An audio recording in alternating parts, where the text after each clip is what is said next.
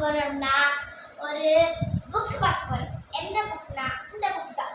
என்னக்கா காசு போட்டு வாங்குவீங்கன்னு கேட்டா அதுதான் இல்ல. ஓகேயா? இப்போ நம்ம நம்மளே ஒரு புக் செய்வோம். என்ன புக் தெரியுமா?